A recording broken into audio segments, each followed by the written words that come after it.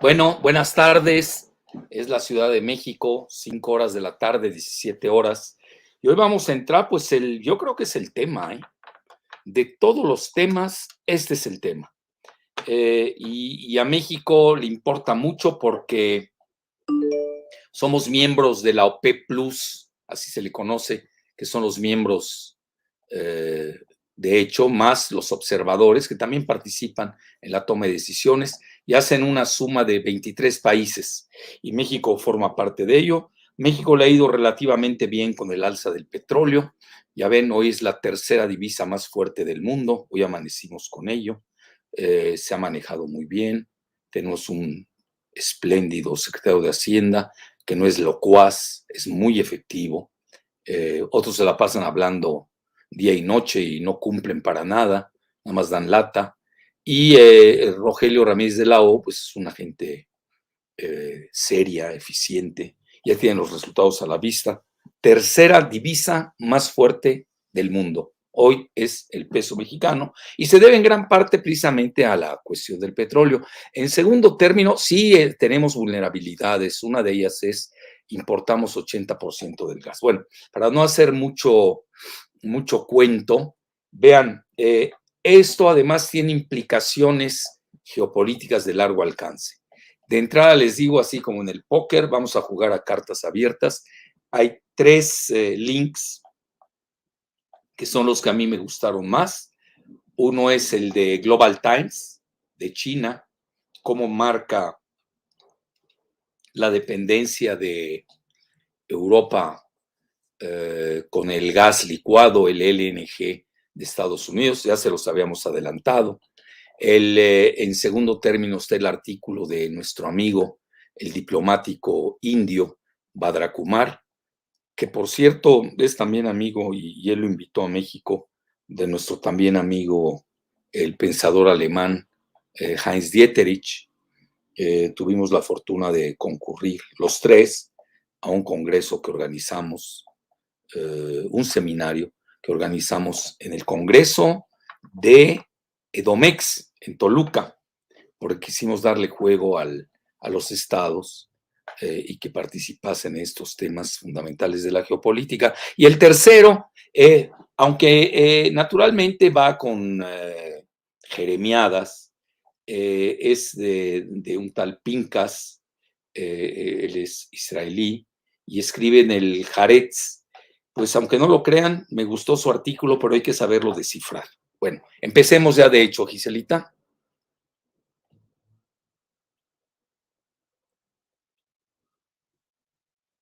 Bueno, yo les diría que cambia el mundo en 77 años. La gran alianza que se da entre el rey Ibn Saud, que en su vida había viajado por mar, se encuentra en el famoso, la embarcación estadounidense militar Quincy, y pues con un presidente Roosevelt que ya estaba muy delicado de salud, se había, si no me equivoco, reelegido por cuarta vez, lo habían baleado, poco se maneja eso en su vida, y estaba en una silla de ruedas, pero fíjense lo que son las cosas después de acudir a Yalta, donde se hace el reparto del mundo entre Estados Unidos, la URSS de aquel entonces de Joseph Stalin y Gran Bretaña con Winston Churchill, pues no pierde su tiempo Roosevelt y entendió que por lo menos durante casi 100 años iba a dominar el petróleo. Entonces, por eso cito, es muy importante este acuerdo. Y ahí empieza el famoso petrodólar, porque obligaban al mundo a tener reservas en dólares con las que se debían comprar el petróleo, que es el commodity o la materia prima más importante del planeta. Y entonces a partir de ahí se da una relación pues casi de concubinato entre Estados Unidos y Arabia Saudita. Estados Unidos le proveía su paraguas militar a Arabia Saudita, que en ese momento era muy débil a nivel de militar. Bueno, aquí vean, esto lo publica, yo siempre me he acordado de ese dato, incluso yo cuando viví en Beirut, muchos hablaba de este acuerdo del rey Ibn Saud, aunque son los que hacen, son los guerrilleros de Arabia, que antes no era saudita, era hashemita, y luego los hashemitas emigraron a Jordania. Entonces, y ellos fundan al país que hoy es Arabia Saudita, precisamente en honor al rey Saud. Entonces, vean, es lo que les contaba, vean la presión arterial de Roosevelt, en ese momento era de 260 sobre 150, ustedes saben que más de 120 en la presión diastólica, es decir, cuando está, no está bombeando el corazón, la otra se llamaría sistólica o ventricular, el 150 pues es mucho, el máximo es 120. Bueno, pese a ello, él entendió, Roosevelt, que era un gran estratega, que era crucial la alianza con Estados Unidos y Arabia Saudita. Y obviamente vendría el gran momento del petróleo. Entonces ahí formaron las bases, eso lo dice Brookings Institution, ¿eh? Aquellos que les guste, claro, está sesgada, pues como todo lo que hacen los centros de pensamiento de los países a los que pertenecen, pero de todas maneras sí vale la pena leerlo. Y ahí Estados Unidos le dio garantías de seguridad al reino saudita en retorno al acceso a un abasto de energía asequible. Y vean, yo que cuando hice mi libro Los 5 precios del petróleo, que estudié pues 100 años por lo menos del juego petrolero y de sus precios, me di cuenta que un precio bajo siempre le convenía a Estados Unidos. Ahí, por ejemplo, entramos en choque Estados Unidos y México, porque a Estados Unidos le convenía un precio alto, bajo, ya a México le convenía un precio alto. Pero pues aquí los entreguistas presidentes que tuvimos, pues a ellos no les importaba nada, tipo Cedillo, Fox, Calderón, toda esa fauna neoliberal que tanto daño le hizo al país, pese a haber tenido una gran riqueza que dilapidamos en ese momento. La siguiente. Bueno, esta relación obviamente ya se derrumbó la semana pasada. Y vean, yo les cito a este autor, ya ven que lo he citado mucho a Philip Verleger, no es tampoco es locuaz, es decir, que habla mucho. México creen que las guacamayas son las que tienen la razón. Mientras los leones duermen, ¿no? Y saben en qué momento atacar su presa, las guacamayas andan ahí chirriando. Entonces, Berleger es un gran economista en energía, yo lo he seguido desde hace mucho. Tiene solamente 2 libros, pero vean, su currículum es fenomenal. Él viene del MIT, luego es miembro del Consejo de Relaciones Exteriores, es un asiduo interlocutor con el Congreso, les da señales de cómo se está manejando el mercado petrolero, y tiene 2 libros, uno se llama Oil Markets in Turmoil, un análisis económico, es decir, los mercados petroleros en turbulencia, y la otra, Global Oil Crisis Intervention, igual, ahí viene. Bueno, en resumen les puedo decir, yo conozco bien este autor, de que en aproximadamente 2, 3 años antes de la caída del muro de Berlín y antes de la salida de la URSS de Afganistán, se da un evento realmente seminal que pone a temblar a la URSS porque les bajan el precio del petróleo y ahí se da una colusión o una connivencia entre Arabia Saudita y Estados Unidos. Y bajan tanto el petróleo, de acuerdo más o menos, llegó a $8 el barril. Eso es lo que quiebra la URSS. Y aparte, obviamente, hay otros factores. Está el asunto de Chernóbil, la ingenuidad de Gorbachev, etcétera, etcétera. Bueno, la siguiente, pero es importante que ustedes tengan el dato de cómo siempre, sí, siempre ha sido manipulable el precio del petróleo, sobre todo en momentos de alta tensión geopolítica, que es lo que manifiesto en un libro que es gratuito, lo pueden bajar de mi página, que se llama Los 5 precios del petróleo, que por cierto era el libro de cabecera de varios mandatarios de Latinoamérica, menos de los de México, pues también porque no les importaba México, entonces menos les iba a importar mi libro. La siguiente. Y vean, este es el Financial Times, realmente estaban en pánico y hablan de un movimiento agresivo para elevar los precios del petróleo. y eso lleva a Arabia Saudita en colisión con Estados Unidos y sobre todo debido a su cercanía con Rusia. Bueno, ¿y por qué se suben los precios del petróleo? Bueno, realmente al determinar la baja de la producción de 2 millones de barriles, pues esto naturalmente eleva el precio del petróleo, aunque realmente no se da tal cual, porque hoy, debido también al espectro de amenaza de una recesión global que infecte y afecte a China, pues no crean que se está moviendo mucho el precio del barril. Yo creo que si no consigue el precio que buscan tanto Arabia Saudita como Rusia, Rusia menos, curiosamente, porque ellos lo tienen presupuestado y cada país pues tiene un objetivo de presupuesto diferente que se coteja con el barril, digo, con el precio del petróleo actual. Entonces, en, si yo, esa es mi muy humilde hipótesis, si ven que no cede, digo, que se dé un precio que ellos consideren adecuado, pues yo creo que van a seguir bajando la producción. Bueno, este es un artículo, pues yo diría hasta angustiante del Financial Times. Me llama mucho la atención. Y vean, los recortes en la producción, los profundos recortes en la producción del petróleo que fueron aprobados por la OPEP más, así le llaman a los miembros más los observadores, donde están Rusia, México, son 23 países en total, enviaron ondas de choque en los mercados en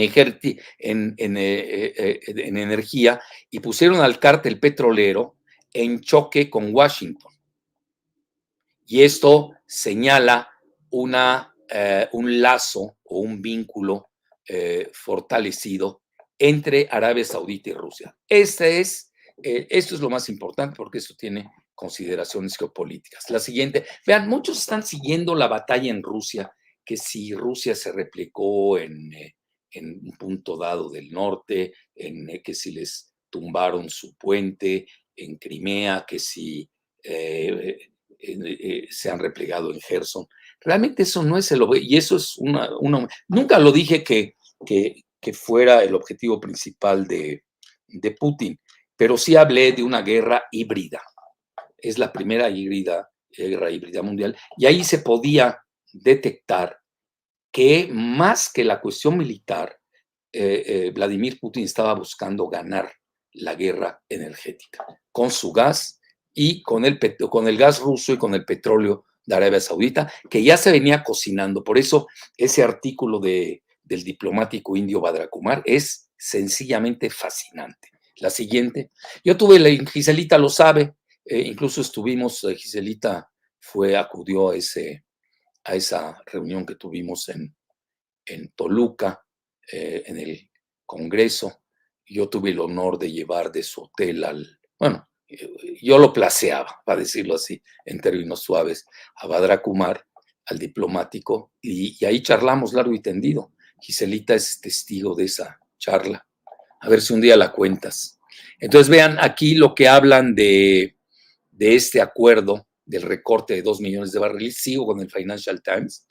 Dice, esto va a crear mayores presiones inflacionarias en, en una economía que ya de por sí está cargando con la crisis energética. Las implicaciones son de largo alcance, del precio desde el precio del petróleo hasta la futura relación entre EU y Arabia Saudita, que hoy hay que darla por muerta.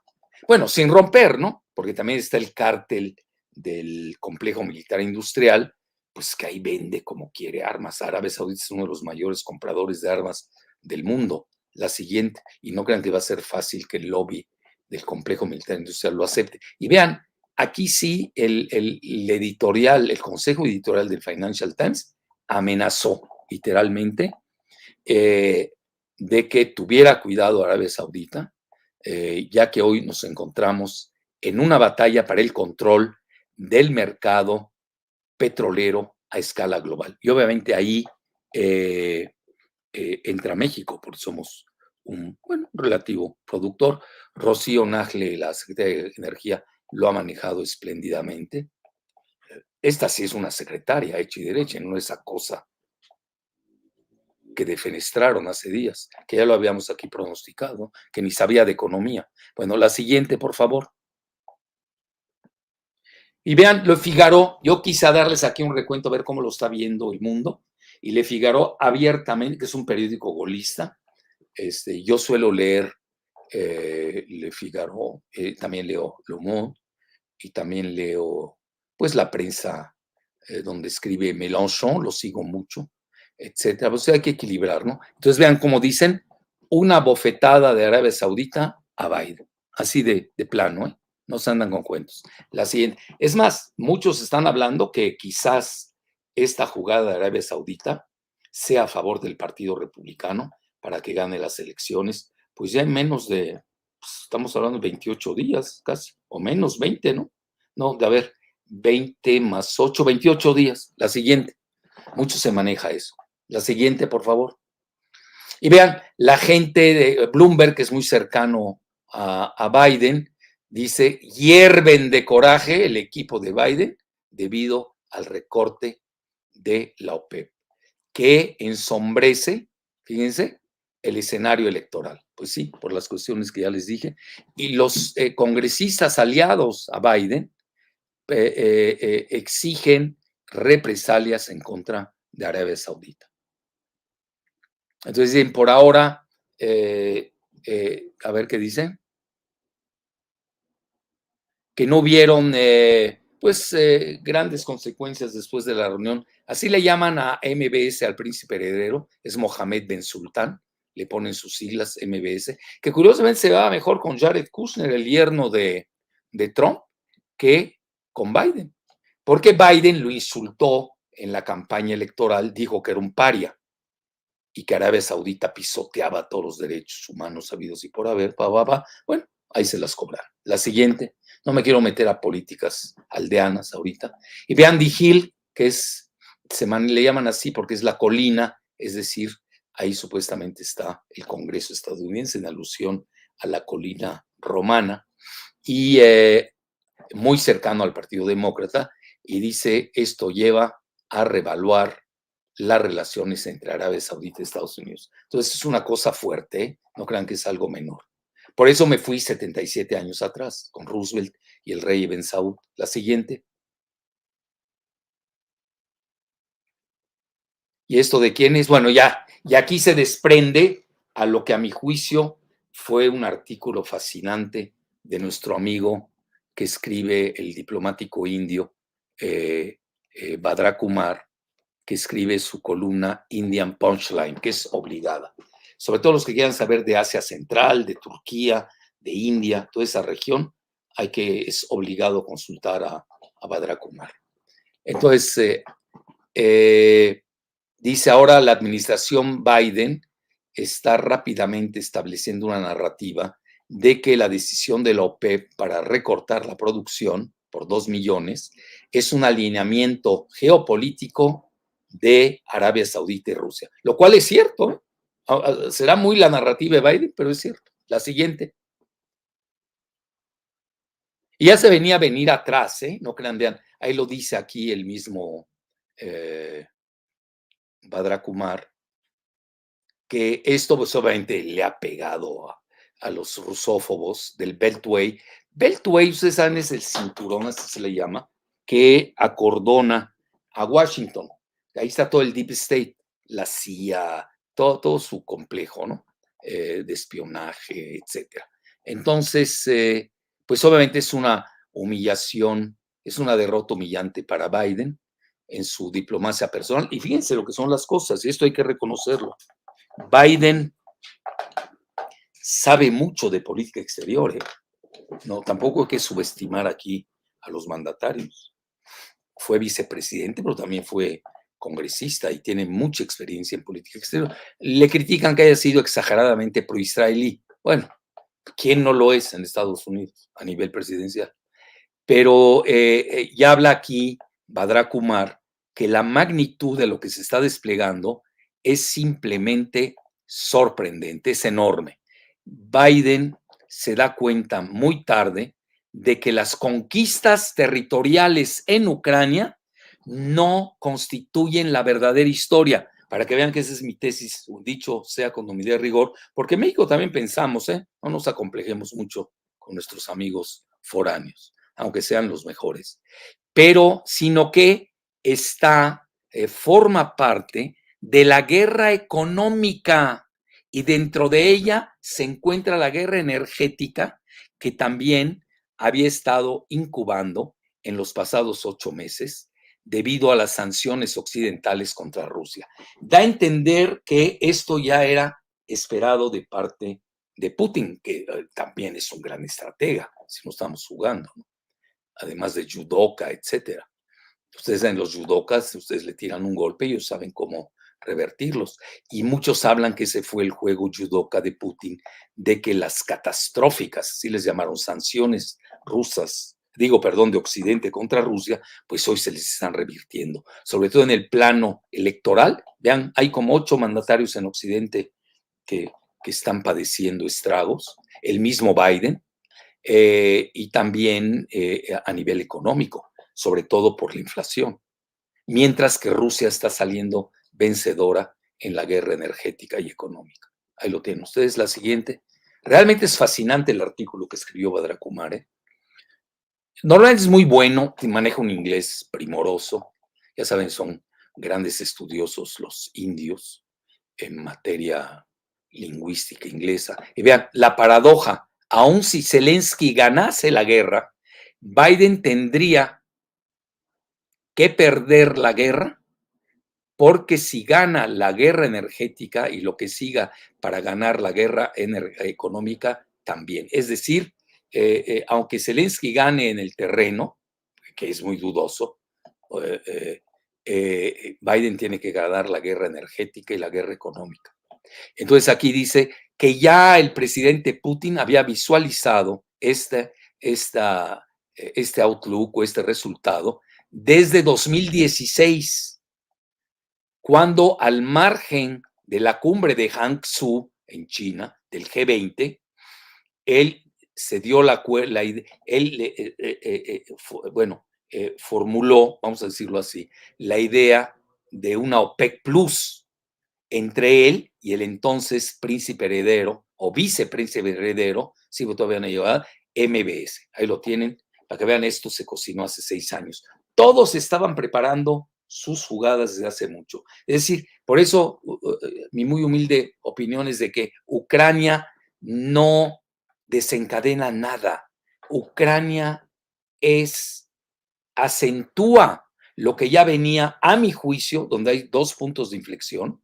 Uno, 2007, el discurso de Putin en la conferencia del Wehrkunde de seguridad en Alemania, en Múnich, y la otra en 2008 con la quiebra de Lehman Brothers, que se la quería endosar Obama y Biden como vicepresidente a los chinos. Y ahí es donde dijeron los chinos, pues yo ya no juego con esas pseudo reglas, etc. Y ahora estamos viendo que a nivel energético, pues ya con ese 2007 de Putin, 2008 del mandarín Xi, ya en 2016 con la cumbre del G20, hace 6 años, pues ya se estaba previendo la batalla por el control mundial del petróleo o de los energéticos, porque ahí es más importante el gas que el petróleo. Vean, hoy, por ejemplo, subió el gas, aunque haya bajado relativamente el petróleo, por otras consideraciones. Yo ahorita acabo de dar una conferencia en Bolivia, ahí con nuestros amigos de la vicepresidencia, y les decía que mi libro de los 5 precios del petróleo, podemos usar los mismos parámetros, los 5 parámetros, para el gas. E incluso les decía, para el mismo litio. La siguiente, por favor, Giselita.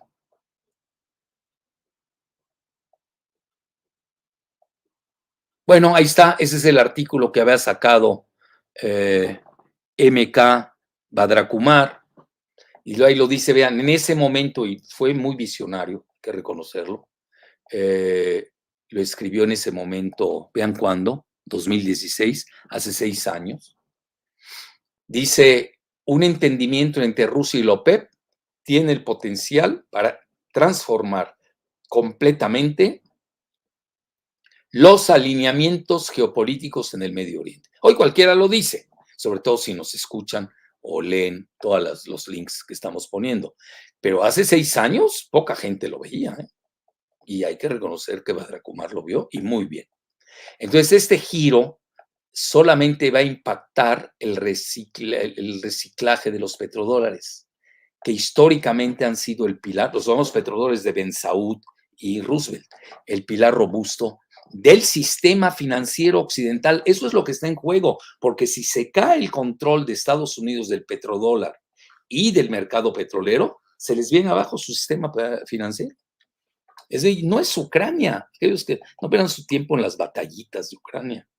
Aquí, obviamente son fundamentales y Ucrania es una singularidad. Ya saben lo que se maneja en física como singularidad y tiene reverberaciones en todo el mundo.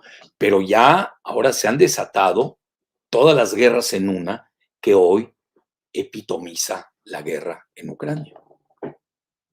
Entonces ahí lo tienen. El intento de Washington de aislar a Rusia ya es inefectivo. Lo escribió, ahí lo dice, él mismo se festeja. Badra Kumar, este es su artículo en la alianza Putin-Salman, véanlo, allá en Hangzhou, en el G20, la siguiente. Yo creo que ha de estar satisfecho el diplomático Badra Kumar cuando se da cuenta que su tesis pues hoy impera. Entonces dice, los escombros que hoy están alrededor de Biden, pues obviamente hoy tiene muchos escombros alrededor, a su alrededor Biden, ¿no?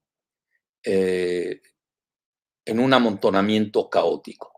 No se dio cuenta de que en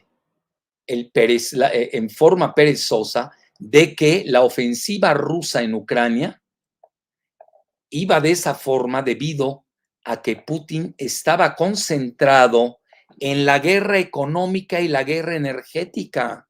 Vean, ¿eh? Es decir, por eso decían, bueno, ¿y por qué Putin va tan lento? ¿Y por qué su ejército no arrolla si ya puede acabar con los ucranianos? Primero que nada, bueno, es muy humilde entender, pues son hermanos, es una guerra civil.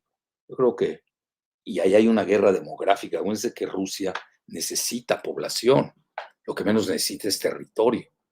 Con 18 millones de kilómetros cuadrados, el país más extenso del mundo, le van a importar ahí. A ver, estoy pensando cuánto es la extensión, aunque Ucrania es el país más grande del mundo, perdón, de Europa hoy, obviamente quitando a Rusia. Estoy pensando cuando, creo que tiene, alguien me ayude a ver, un lector. Si no estoy equivocado, tiene 600,000 kilómetros cuadrados. Y de ello ya ocupa Rusia el 25%. Y se ha llevado, unos dicen que del 20 al 40% de toda la población de Ucrania, que son en su mayoría de religión ortodoxa, son prorrusos, rusófonos y rusófilos. Bueno, y la parte occidental es diferente, ya lo hemos visto aquí hasta el cansancio. Entonces vean qué interesante, ¿eh? Entonces sí lo leyó muy bien Badra Kumar. Entonces el resultado va a determinar de la guerra energética y económica, no la guerra militar en Ucrania. Por eso les decía que es fascinante eso. Bueno, yo lo dije de otra manera, pero al final del día pues concurrimos. También me tengo que reconocer en mis hipótesis. Y si no, pues corregirlas. Imagínense que uno no se equivoque, ¿no? Pero no, eso siempre vimos la guerra energética, la guerra económica, siempre y la guerra financiera también. Esa parte como que había que enfatizarla más, ¿no? Entonces, ahí es donde él va a determinar el futuro de la hegemonía global de Estados Unidos, que obviamente estaba basada en el dólar como la divisa de reserva. La siguiente, Giselita. Le di mucho tiempo y se dan cuenta, y sigo con Badra Kumar. Giselita es la que escoge las imágenes, vean que lo hace muy bien. Bueno, aquí se le ve molesto a Biden, que por cierto yo siempre le festejo, tiene muy bonitas corbatas. Hoy todas las indicaciones son que la Casa Blanca, en lugar de tener su introspección, está considerando nuevas formas de castigo a Arabia Saudita y Rusia.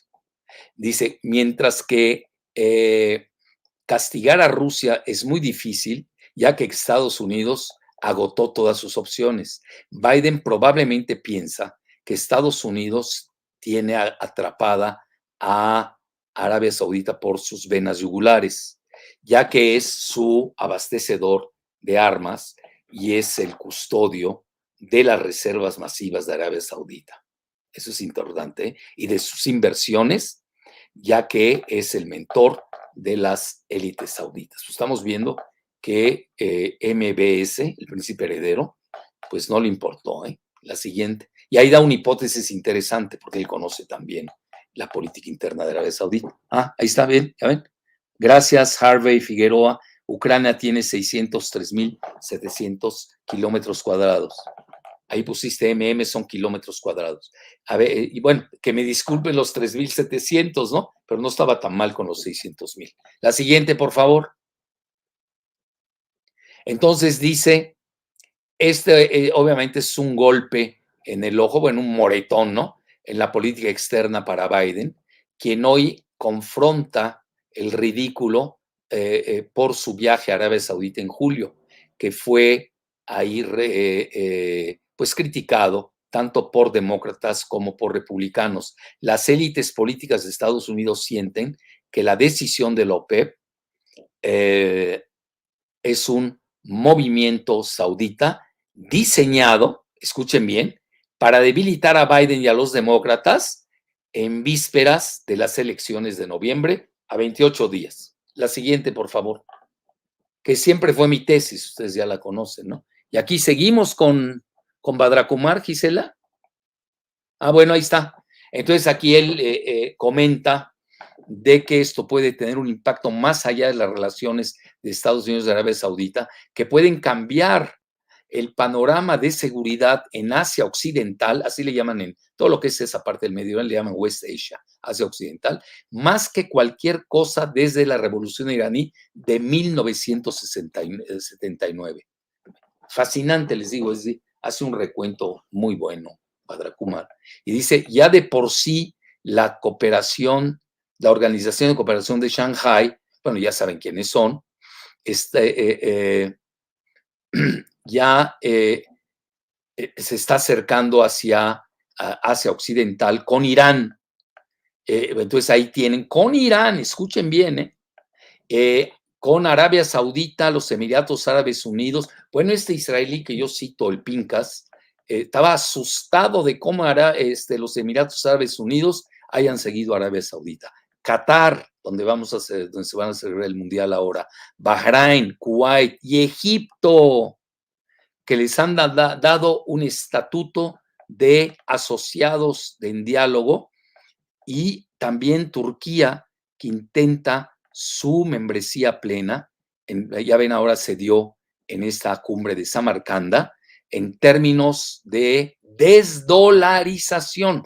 Cuando hablamos nosotros de la cumbre de Samarcanda, precisamente nos llamó mucho la atención la incipiente desdolarización. Entonces, la cumbre de Samarcanda dio una ruta, una hoja de ruta para el incremento gradual de la participación de las divisas nacionales en arreglos mutuos. Fíjense qué interesante, hoy esto se está concretando en forma acelerada. La siguiente, por favor. Entonces dice, aquí ahora la industria de defensa de Estados Unidos va a resistir duramente cualquier intento de que ya no se hagan negocios en Arabia Saudita. Y eso que son muy cercanos a la administración Biden. Digo, aquellos que creen que los demócratas son más pacifistas que los pugnaces republicanos. Pero dice, esa es la hipótesis muy interesante, Badra Kumar, que Washington puede operar un género de cambio de régimen en Riyadh, aunque el príncipe Salman ha dicho que no le importa si Biden no lo entiende. Pues sí, le dijo paria, lo insultó, las cosas se pagan. La siguiente. Entonces aquí habla ¿Se podrá dar una revolución a colores? La ve poco realista, pero puede darse un golpe de palacio. Él conoce bien la situación en Arabia Saudita para bloquear a MBS, al príncipe heredero, en la sucesión. Hay que tenerlo como posibilidad, pero también es tan riesgoso como un intento de golpe y podría fallar. Aún si tuviera éxito, su régimen sucesor tendría un problema regional de legitimidad y cómo establecería su control. Una situación caótica como la que se dio en Irak en la fase de post-Saddam Hussein puede seguir. Muy interesante lo que dice de Arabia Saudita. Las consecuencias pueden ser desastrosas para la estabilidad del mercado petrolero y ya no se diga para la economía mundial, y puede llevar al surgimiento de grupos islámicos. Obviamente se refiere a grupos islámicos terroristas, tipo yihadistas o ISIS o del grupo de Osama Bin Laden, que era yemenita, aunque se manejó mucho en Arabia Saudita y era aliado de los republicanos, sobre todo la familia Bush. La siguiente, Giselita. Ya sí le di mucho tiempo al artículo de Badra Kumar. Seguimos. Dice, lo que enerva a Biden es de que su última carta triunfante para reducir los ingresos, los altos ingresos petroleros de Rusia, sin deprimir el abasto de petróleo, con un famoso price cap, le iban a poner un límite, lo cual es absurdo. Eso no se hace hoy, menos en un mercado tan globalizado como el del petróleo. Entonces, es una adivinanza que se ha vuelto más difícil ahora. La furia de Biden es que los sauditas se hayan puesto del lado de Rusia, lo cual beneficiará, Rusia va a beneficiar de precios más altos de petróleo, más allá del famoso price cap o del tope al precio, sino que también Rusia está dando su petróleo con descuento. Por lo menos su reducción puede empezar a un precio mucho mayor. Como que aquí la explicación de Kumar es un poco floja, pero entiendan de que lo que está diciendo, como no cumplió con su reducción total Rusia, entonces si se da precisamente hoy un intento de tope al precio del petróleo, pues Rusia ya estará en las nubes, ¿no? Con un precio muy, muy elevado. La siguiente. El precio del price cap, olvídense, es inviable. Ya lo dijo hasta el CEO de la empresa francesa Total. Bueno, entonces aquí lo que ha hecho Biden al llevarse, ustedes recordarán que Rusia tenía más de 300 mil millones de dólares de reservas y se los embargó, como que confiscó, no sé qué término quieran usar, porque eso era piratería vil, que eran más de 300 mil millones de dólares, pues hoy los ha recuperado en el mercado de Rusia. Eso es lo que les está diciendo. Bueno, la siguiente, por favor. Y esto tampoco le gusta el price cap. Los sauditas no estaban de acuerdo con ello porque pensaban que al final, o piensan, ¿no? Que al final, pues Estados Unidos va a controlar el precio. No es que un país solo controle el precio. Cuando Estados Unidos no es el único comprador del petróleo. Pues están pensando en crear un cártel de consumidores del petróleo. Es una idea de Draghi, quien fue el primer ministro italiano, que ya no está en el poder. Entonces aquí comenta Badra Kumar que Rusia no puede ser encajonada en los siguientes 3 años, por lo menos, y la decisión de la OPEP más va a beneficiar a Rusia en varias formas. Y mientras tanto, Arabia Saudita y otros estados del Golfo, acuérdense que hay 6 petromonarquías en el Golfo Pérsico, que están en la OPEP Plus, pues sí, efectivamente hicieron pues se unieron al Kremlin, lo cual le permite a Rusia rellenar sus cofres y limitar el impacto de las sanciones occidentales. De nuevo, y me comenta igual que el Financial Times, las implicaciones son de largo alcance, desde la guerra en Ucrania hasta la relación futura entre EU y Arabia Saudita y, desde luego, el orden mundial multipolar emergente. Para que vean todo lo que se jugó en Ucrania, en realidad se está jugando el nuevo orden mundial. La siguiente, Giselita. Bueno, aquí ya me voy a ir más rápido porque para darle tiempo a las... se los recomiendo de todas maneras, ¿eh? Es muy sesgado, así es, al estilo celote, Alon Pincas, pero dice cosas interesantes, lo tengo que reconocer, donde habla de una colusión de Rusia y Arabia Saudita y le dan un claro mensaje a Biden. Obviamente acusa a Arabia Saudita de ser cínicos y a Rusia de crear la discordia entre Estados Unidos y la Unión Europea. Bueno, es todo un tema, ¿no? La siguiente, Giselita, por favor. Yo creo que si no los vamos a brincar, ahí se los recomiendo, búsquenlo, léanlo, porque ahorita sí ya quiero entrar a las preguntas y respuestas. Yo creo que ya dimos la matriz operativa de esta charla. La siguiente, a ver si encuentro algo aquí de Pincas, a ver. Energy Politics, habla de, y sobre todo el eje, y se asombra, ¿no?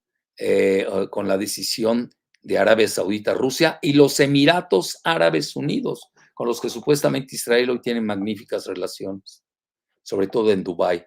La siguiente, Gise. Bueno, aquí ya les resumí lo anterior. Un poco repite lo que dice Badra Kumar, ¿eh? La siguiente. Igual, más de lo mismo. Síguele, Gisela. Bueno, aquí habla de que ya está el barril. A ver, regrésame. Ya está el barril, que eso va a impactar en las elecciones. En el lado este está 3.89. Hoy ya estaba en 4. Y en la parte occidental está $6 el galón, ¿no? Que obviamente va a tener impacto a un mes de las elecciones. Y aquí comenta que el precio en California es mayor debido al mantenimiento de las refinerías y a la falta de entrega por gasoductos allá a California. La siguiente. Curioso, que casi esté al doble en California que en la parte este. Bueno, más de lo mismo. La siguiente, el eje geopolítico de Arabia Saudita y Rusia. Sigue, Giselita, más. La siguiente. Bueno, igual aquí amenazan con tomar medidas en el Congreso, etcétera, etcétera. Pues lo único que va a beneficiar es a China, ¿no? Ahora, la siguiente. A ver, que aquí dan que Biden le da su consejo, Pincas a Biden, que tiene que reevaluar la relación de Arabia Saudita con Estados Unidos. La siguiente.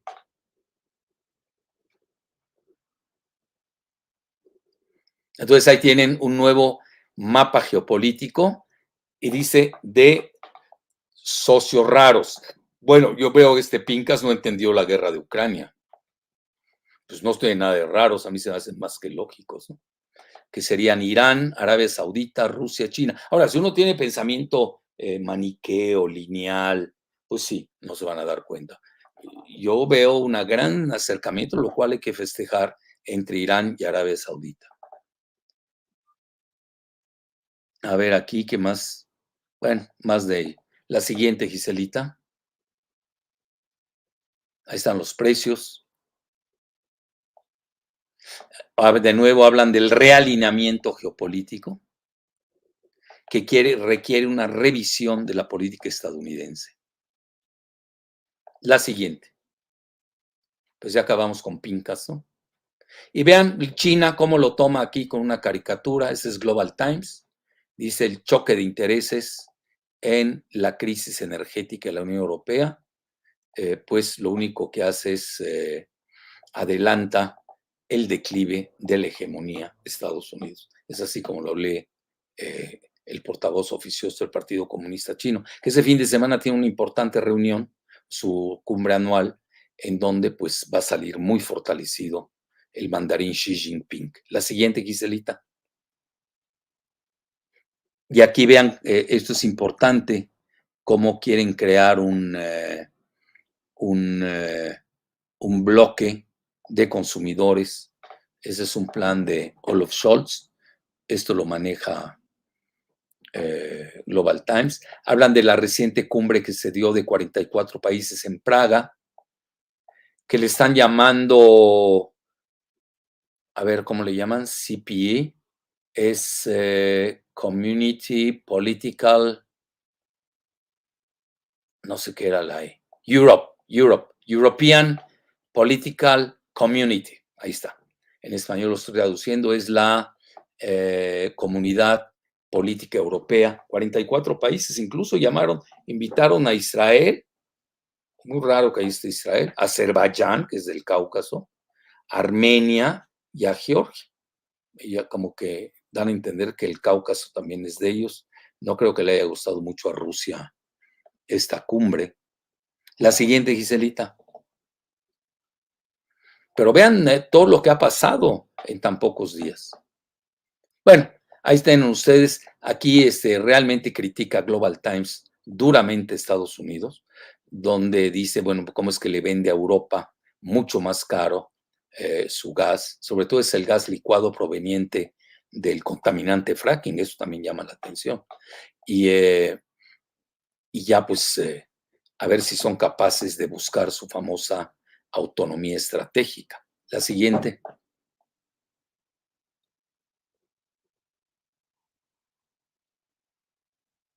Aquí hablan también de que Macron, presidente galo, comentó que los países europeos deben unirse con las economías asiáticas. Pues asiáticas yo no veo más que a Japón y a Sudcorea, y tengo mis dudas de Sudcorea, ¿eh?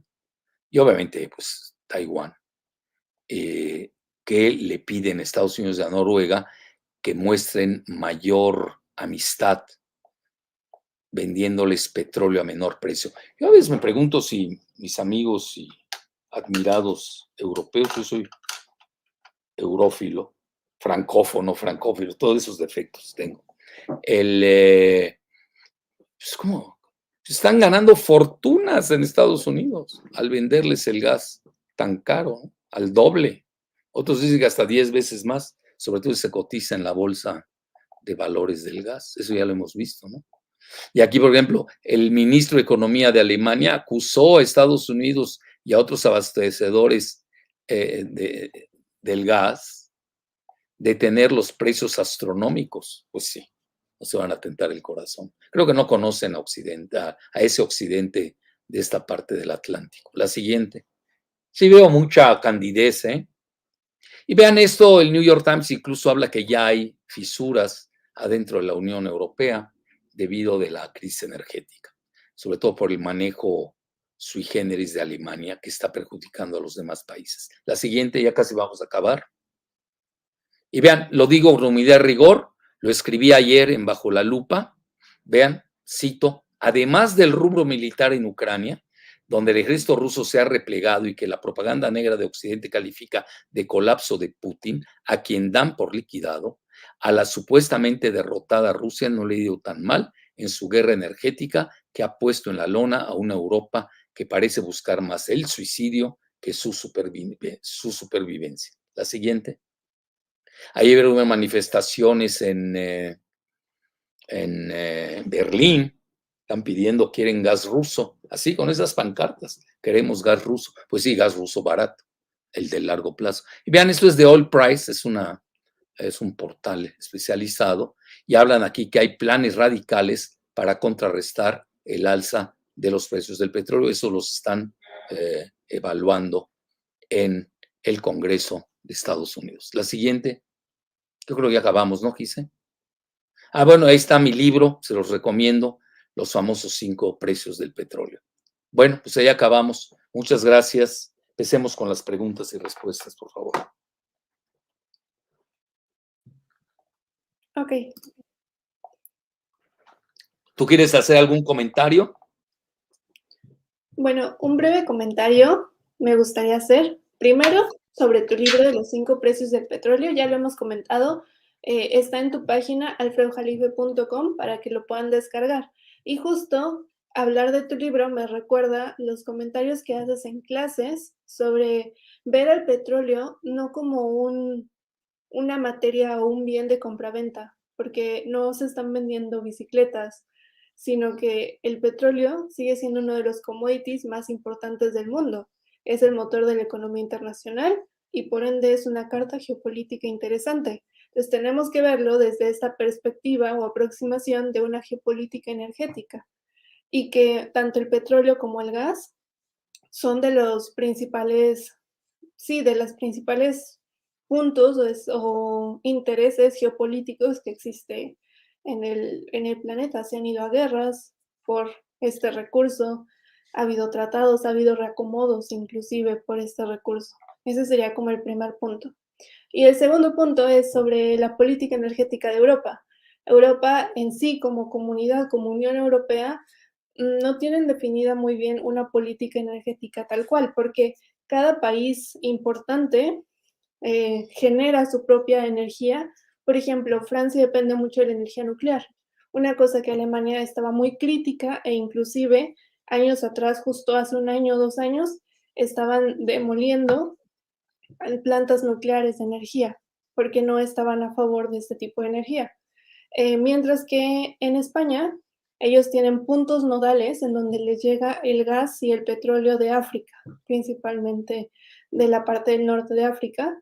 Entonces son políticas energéticas y son, sí, formas de generar energía muy diferentes, lo que hace difícil que puedan compenetrarse para hacer una sola política. Todo lo que es Alemania y todo lo que está junto con Rusia, pues dependen muchísimo más de este gas ruso que les llegaba, digamos que barato.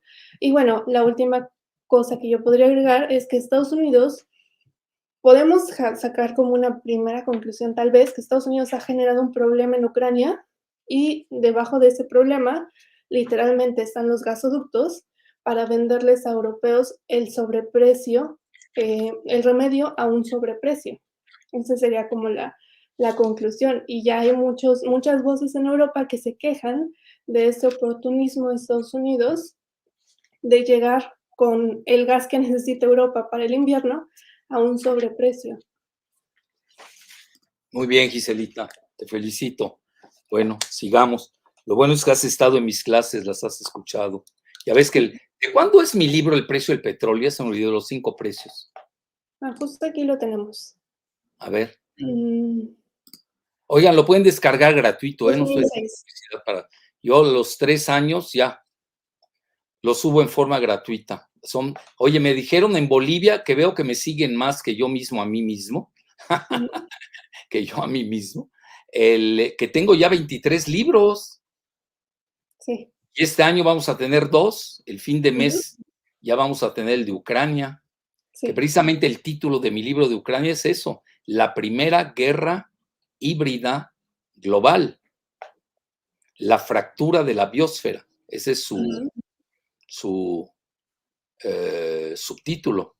Y ahí sale la figura de Biden, por un lado, en un planeta fracturado, y por otro lado, Putin y Xi. Son los grandes jugadores. Yo diría que India con Narendra Modi, pues está neutral, ¿no? A veces a Estados Unidos no les gusta eso de la neutralidad. Les falta cintura política, porque ellos son, ya sabes, tipo Bush de que lo dijo, si no estás conmigo, estás en contra mía, ¿no? Ujú. Bueno, muy bien. Pues ya empecé. ¿Qué año decía, Gise? 2006. 2006, imagínate. Ujú. Llegó en su tiempo. Se los digo con humildad y rigor, era eso, no sé, era libro de cabecera de varios mandatarios de Latinoamérica, menos los de México, obviamente. Pues imagínense los neoliberales, que además son muy ignaros. Bueno, empecemos. Sí, una de las primeras preguntas o la más recurrente en el chat es sobre el petrodólar y hay Mm, varias preguntas al respecto. Una de las primeras es, doctor Jalife, ¿corre el riesgo el petrodólar con la reducción de la OPEP? Y sí, otra, sí, ¿será sí, posible, que Arabia Saudita cambie el pacto de petróleo y lo sustituya por yuan o sí, rublo? ¿Qué impacto sí, resultaría al respecto? sí. De hecho, ya lo están haciendo. La venta entre Arabia Saudita y China, porque obviamente Rusia no le va a comprar petróleo a Arabia Saudita, de China y Arabia Saudita ya es en petroyuanes. La de Rusia con China es en petroyuanes. Muy bien, buenas preguntas. ¿Tienes muchas o pocas? Para saber cómo me voy, si rápido o tomo mi aire. Hay varias preguntas. Bueno, Justo también adelante. sobre el petrodólar, mencionan también, doctor, ¿considera que esta alianza entre Arabia Saudita y Rusia puede significar el fin de la era del petrodólar? Bueno, no, va a haber petrodólar, ¿eh? Pero ya no en su dimensión de que sostenga la hegemonía de Estados Unidos. Sí va a haber, pues, es decir, Estados Unidos va a seguir manejándose en su área de influencia con petrodólares. Verbigracia, con México.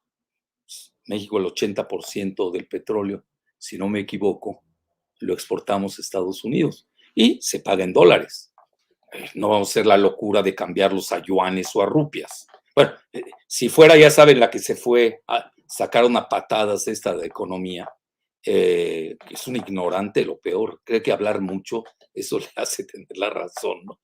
Pues puede hacer locura y media, ¿no? Ya ven, iba a ser lo de los carros chocolate, les llaman, ¿no? Carros, nos iba a costar 50,000 millones de pesos, todo para beneficiar a sus amos gringos. Bueno, entonces sí, entre México y Estados Unidos va a existir. No sé con Venezuela, ¿eh? Porque Venezuela hoy, ahí va, se está recuperando, ya le están levantando las sanciones. Venezuela puede aprovechar su... No estoy aquí ideologizando, ¿eh? Si es bueno, que si es malo. Por eso los chinos son tan exitosos. Eh, eh, no ideologizan esa parte de la compra de materias primas. Entonces, Venezuela, vamos a ver cómo evoluciona la relación con los demócratas. Además que, vean, tienen 28 días. Yo, mi muy humilde opinión es que en 28 días todo lo que estamos habiendo de Biden, puede cambiar en forma dramática. Yo tengo dos escenarios para el 8 de noviembre. ¿Los quieren escuchar? ¿Tú qué opinas si te los doy? Sí. Mis dos escenarios, bueno, uno, quiero ser el muy precavido, ganan los republicanos la Cámara de Representantes y ya entró en problemas Biden. Y se empata el Senado, pero el desempate lo da la vicepresidenta, que hoy es Kamala Harris. Si no cambiaría para nada la situación que tenemos en el Senado, pero sí en la Cámara de Representantes, que ahí puede ser un triunfo, un tsunami republicano, que puede ir de 20 a 26 representantes más. Y obviamente ahí vamos a tener, imagínense, viene un impeachment de Biden, viene la exhumación del laptop de su hijo Hunter Biden, con relaciones en Ucrania y con China, etcétera, etcétera. Y el segundo escenario, si es que le hago caso a Newton Gingrich, que fue expresidente, bueno, el líder de la Cámara de Representantes, lo que hoy es Nancy Pelosi para los demócratas, él asegura que los republicanos pueden tener 5 senadores más. Bueno, entonces imagínense, pues sería tremendo. Aunque ya lo vivieron Clinton y Obama, ¿eh? Tampoco hay que asustarse. Ya lo vivieron en su segundo periodo, o en el primero, no me acuerdo. Pero ya lo vivieron Clinton y Obama. Como que el electorado estadounidense tiende a equilibrar en el midterm election, ¿no? En las elecciones intermedias. Y sobre todo de que hoy le está afectando la inflación. Ustedes me preguntan qué es lo que principal temen en Estados Unidos hoy. No les importa tanto la guerra en Ucrania como la inflación. Muy bien, la siguiente, Giselita. Pues justo Bueno, aunque se puede dar el segundo escenario, ténganlo en el radar. Obviamente es más dramático para Biden, pero en el primero, ya con el primero no lo dejan gobernar. Muy bien, síguele, Giselita. Ok, justo relacionado con esto que mencionas de las elecciones, preguntan si Arabia Saudita y Rusia hicieron este movimiento para golpear a los demócratas, ¿qué tipo de alianza establecerían con los republicanos? Bueno, los republicanos siempre se han llevado bien con Arabia Saudita en materia petrolera. Muy bien. Ahí tienen ustedes, yo recuerdo a los Bush, excelente relación. Reagan, igual.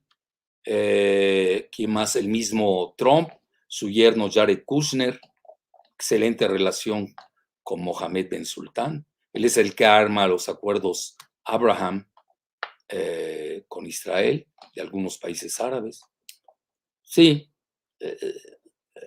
ahí sí se nota una proclividad de Arabia Saudita por los republicanos. Muy bien, Giselita. Bueno, y parece ser el mismo Trump ha manifestado, lo acaba de hacer varias veces esta semana, de que él se propone como mediador, como que ya huele el triunfo, ¿no? Hoy por ejemplo estaba viendo el Washington Post y hablan del regreso de Trump en 2025. Y eso que el Washington Post, el periódico del establishment, aunque ahí está de pacotilla Jeff Bezos. Por eso tenemos tantos agentes antimexicanos ahí, ¿no? Que ahí garabatean. Me llamó la atención que ya tengan un escenario, hoy lo escriben, de un triunfo de Trump. Es decir, están viendo que sí a 28 días, pues no nos, vean, cuando mucho se puede mover, ¿cuánto se puede mover? 5% los sondeos. Ayer estaba viendo, hoy vi la gráfica de Rasmussen, es el más serio en Estados Unidos, Rasmussen, el tracking poll, y ya está volviendo a caer. Ya estaban diciendo que la resurrección de los demócratas, bla, bla, bla. Está bien. Vean, yo no traigo ninguna agenda antidemócrata o antirrepublicana, yo soy realista. México tiene que tener excelente relación con el presidente en turno de Estados Unidos. No debemos meternos en materia interna de ellos. Aunque esto va a variar. ¿Por qué? Porque los mexicanos vamos a ser la primera mayoría étnica en los próximos 10 años y ya es tiempo que se empiece a escuchar la voz de los mexicanos en Estados Unidos, que no le escucho. Bueno, pues dicho esto, hay que tener mucho cuidado. Estamos en una fase dinámica, no es estática, y México tiene que saber maniobrar.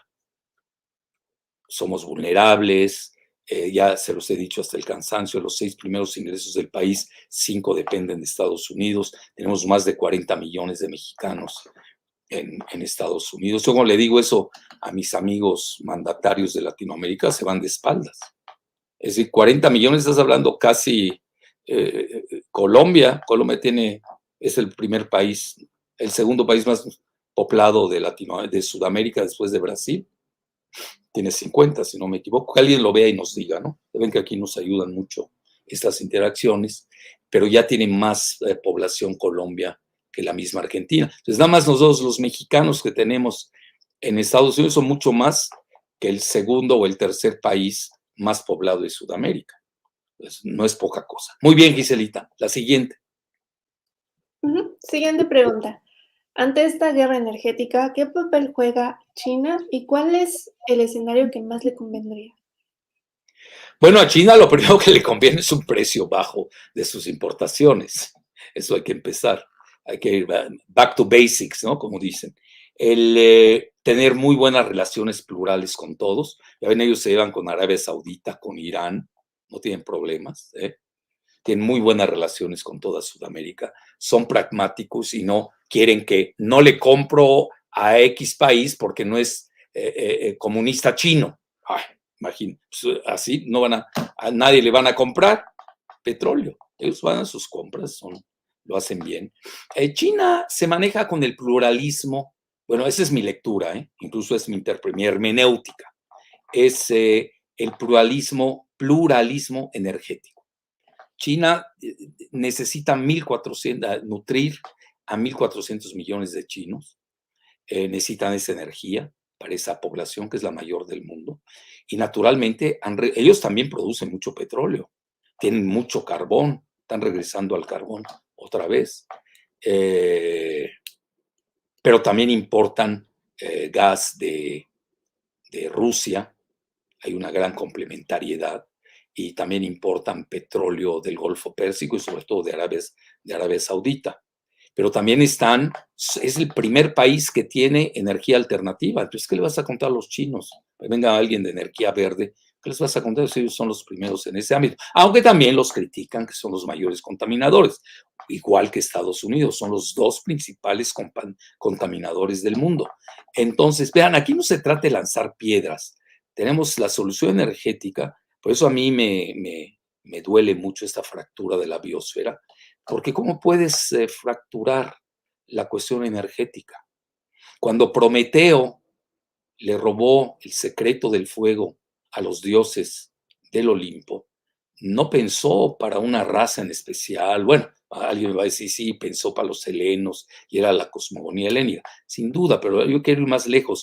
Lo robó para el género humano. Ese es el mito real de Prometeo que hay que leer. Ya les he comentado aquí que Marx leía una vez cada año leía Prometeo encadenado de Esquilo, el gran dramaturgo griego. Entonces, yo es lo más absurdo que he escuchado en mi vida, que se quiera balcanizar la energía. Bueno, nos guste o no, la están balcanizando. Y hoy en esta biosfera fracturada. Pero China, entre tanto, pues se suple de varias fuentes, tiene su proyecto de 2025, el 2025 de la autarquía china, que tampoco fue fácil conseguir. Hoy el mismo Estados Unidos bajo el agua importa gas ruso, claro, por embarcaciones trianguladas, y luego lo revenden 10 veces más caro a Europa, y Europa lo revende más caro, Alemania se lo revende más caro a Polonia. Pues es el género humano. Muy bien, otra, Gisela. ¿Cuántas más tenemos? Unas 3 más. Bueno, adelante. Preguntan, doctor Jalife, mi pregunta sería, si esta crisis energética podría poner fin a la OTAN al obligar a los países europeos que no quieran padecer crisis social y decidan negociar con Rusia. Mira, es muy buena pregunta, es muy prospectiva. Yo no me gusta ser determinista, yo manejo escenarios. Vamos a ver el invierno europeo. Antes el invierno era ruso y lo perdieron Napoleón y Hitler, el invierno ruso, militarizado. Hoy el invierno es europeo. Es otro tipo, como le llaman en inglés, weaponization. A ver qué me pusieron aquí. Doctor, la persona de Colombia, ya ven, 51 millones. No ando tan mal, ¿eh? Que ahí me perdonen 1.600.000, por favor. Gracias, Harvey Figueroa. Muy bien, Harvey, te agradezco. Ya son más que los argentinos. Ya es la segunda población de Sudamérica. Imagínense, yo ni creo los 40 millones de mexicanos en Estados Unidos, ¿eh? Son mucho más. Están subreportados. Entonces, imagínate, tenemos una Colombia mexicana en Estados Unidos, a decirlo de otra manera, o una Argentina mexicana en Estados Unidos. Entonces, oye, ¿en dónde me quedé, Giselita? Lo de la perspectiva de... Sí, en los escenarios, de la OTAN tiene serios problemas de gobernabilidad de Europa, ¿eh? Y muchos países, bueno, ustedes recuerdan, en la época de Trump, el mismo Trump no estaba a favor de la OTAN, porque deseaba que Europa pagase más en su porcentaje de gasto militar y le comprase más armas a Estados Unidos, que Estados Unidos le daba la cobertura nuclear a Europa. Y por eso Europa crecía, pues no tenía prácticamente el equivalente del gasto militar estadounidense. Y esto lo readaptó Biden a su favor, hay que reconocer. Biden recuperó a la Unión Europea perdida. El mismo Macron había dicho que ya, dijo una frase muy cruel, a ver si me acuerdo, que ya Europa estaba en agonía o algo así, ¿no? o en coma, en estado de coma, algo así dijo Macron. Si alguien lo recuerda, que por favor nos los diga aquí también en forma interactiva. Entonces, hoy, a ver, veamos escenarios. Primer escenario, que ustedes mismos lo pueden deducir. Si se empiezan a caer los gobiernos que están yendo al... A mí no me gusta esa terminología, ya se los he dicho. Yo de izquierda a derecha no me convencen. Yo soy globalistas versus soberanistas. Si empiezan a ganar los soberanistas, pues obviamente va a tener mayor dificultad la OTAN, se va a ver reducida. En lugar de expandirse como pensaban, yo creo que se van a retrotraer. Bueno, ese es un escenario. No veo mayor expansión. A ver, ¿qué dices? Once you become a brain dead. Ya ven, lo dice Antonio Calderón Ibarra. Muchas gracias, Antonio. En estado de coma, se los dije. Ya ven, que no tengo tan mala memoria. A veces yo mismo no confío en mi memoria, pero por eso hay que recurrir a siempre verificar, ¿no?, lo que uno comenta. Hay que ser muy cuidadosos en eso. Entonces, yo creo que la guerra de Ucrania, en otra lectura paralela, es de que detuvo la expansión de la OTAN.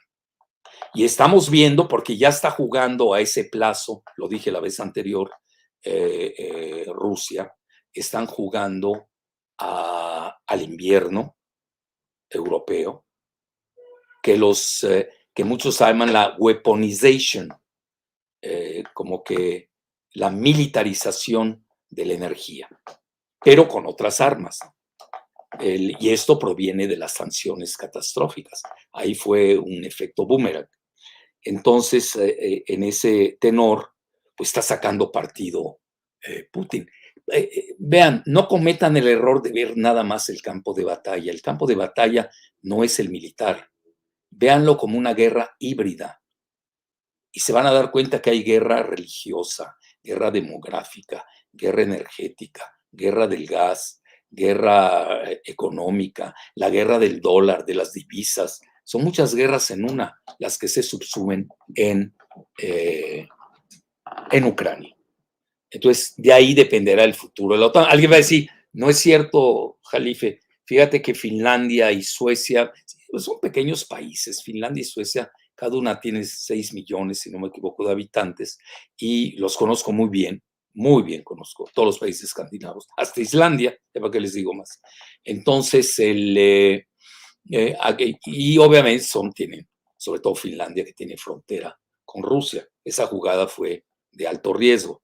Pero vamos a ver cómo acaba, ¿no? Esto apenas vamos yo diría, a la mitad de la... Muchos hablan, vean, el mismo Milley, que es el mero militar de Estados Unidos, habla que esto puede durar 10 años. Macron comentó en vísperas de la cumbre 44 países de la Comunidad Política Europea de que va para largo lo de Ucrania. Y ahí es ahí donde toma precisamente, hace deducciones con escenarios.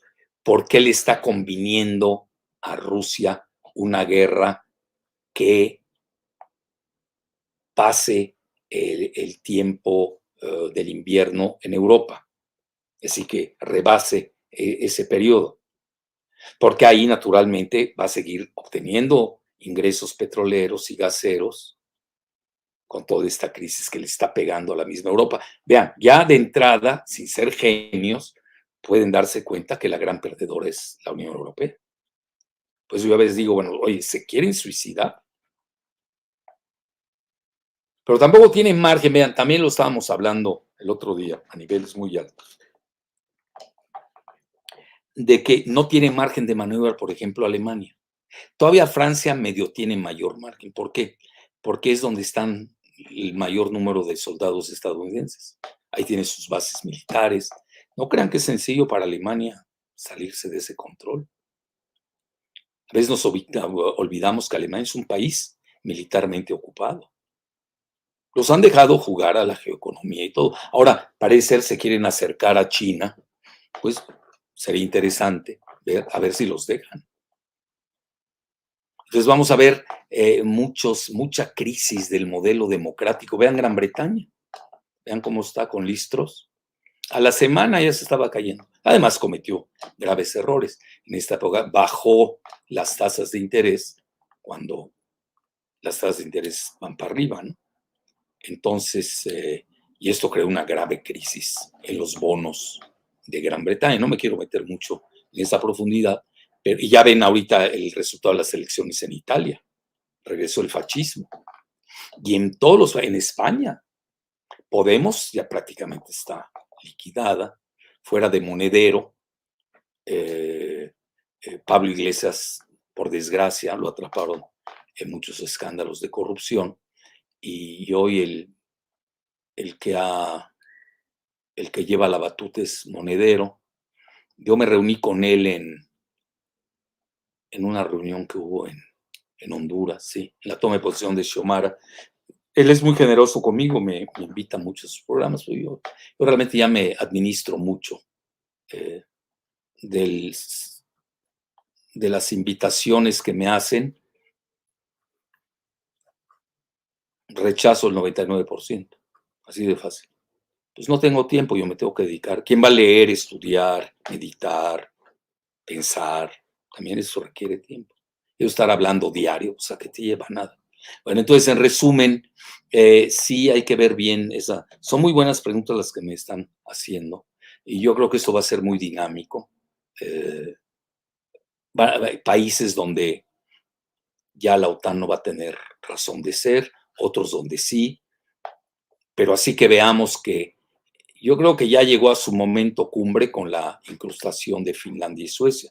Ahora vamos a ver quiénes se van a empezar a salir. Acuérdense que en la misma etapa de Gaulle, que es inolvidable, De Gaulle como que congeló las relaciones con la OTAN. Quizás veamos ese tipo también de escenarios. Muy bien, una más y nos vamos, Gise, porfa.